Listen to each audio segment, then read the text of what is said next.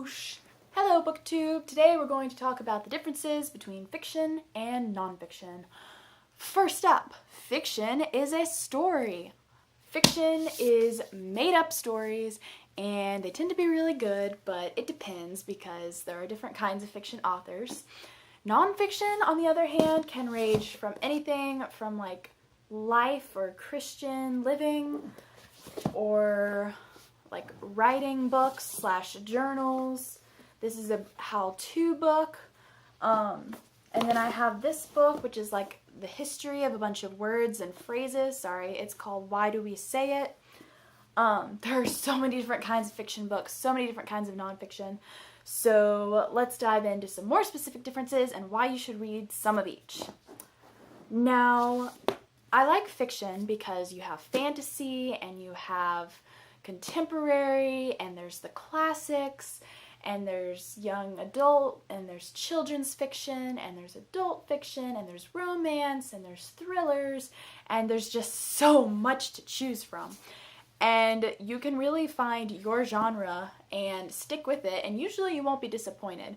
This is the fourth book in the Giver Quartet, which is dystopian YA fantasy, and I really like that quartet.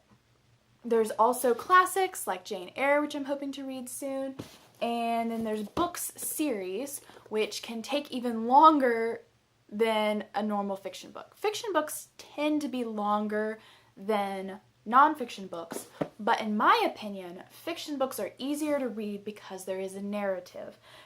Nonfiction books that don't have a narrative can be much harder to track because they're kind of repeating the same idea over and over sometimes, especially in Christian living. Sometimes someone will have a small idea like, I hate to pick on anyone in particular, but they have some idea, some central idea, and it's encapsulated in the subtitle. And they really could have just written the title and the subtitle and been fine, but instead they wanted to write a full book about it.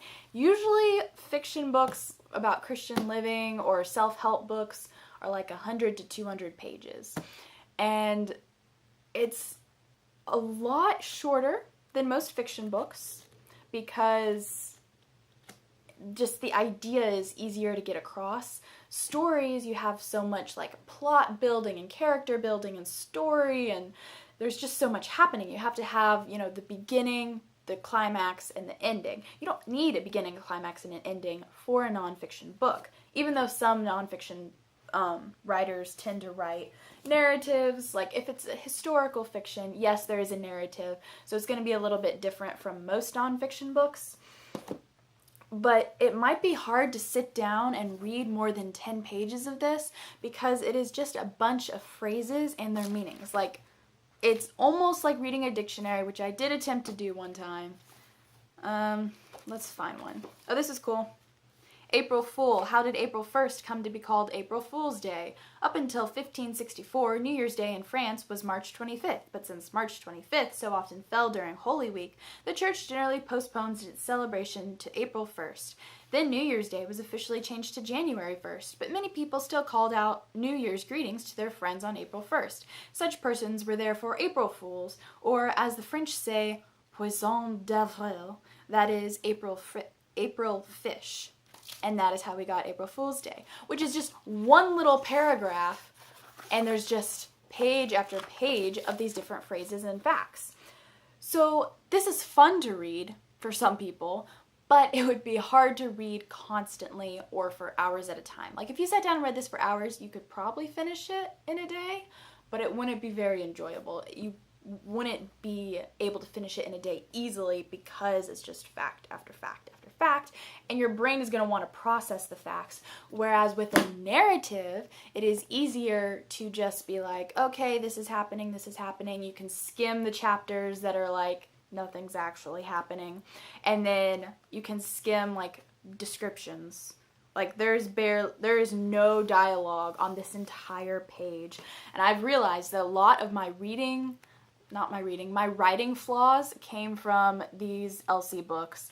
I have so much description, and the way that I tell stories and like describe clothing and describe emotions, like it's all from this. It's terrifying how much is from this, because as I'm rereading this series, I'm realizing that so much of my writing is not good, and it lines up with this, and this isn't that good writing, and why did I read this as an 8-year-old?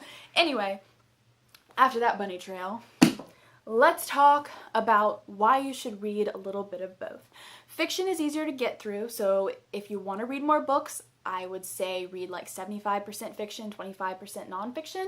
If you're a person who doesn't really care about stories as much, I'd read like 75% nonfiction and then 25% fiction. But I think it's important to have a well-balanced diet of each, because fiction is story, and story is power. Stories influence us even when they're made up and not historical fiction, or historical nonfiction. Historical fiction still falls under fiction. So even if it's not historically accurate, or like a celebrity biography would be nonfiction, or a real historical account like The Hiding Place by Corrie ten Boom would be nonfiction. But I think it's good to have both so that you can see how writers make up stories and just enjoy the fiction world, and so you can have all your facts straight and know more about life and learn more. I heard or read somewhere, and I'm not going to get this statistic right, but it was like if you read 10 nonfiction books a year, you're a more successful person, or something like that. So self-help books, or how to manage your time wisely, or whatever area that you're struggling with, there is a book out there for you.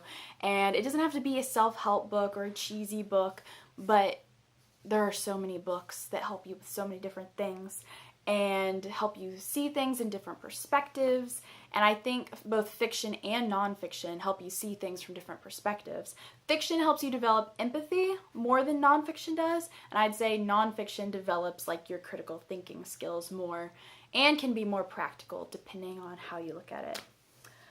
So those are my thoughts on fiction and nonfiction. And don't forget, the book was better.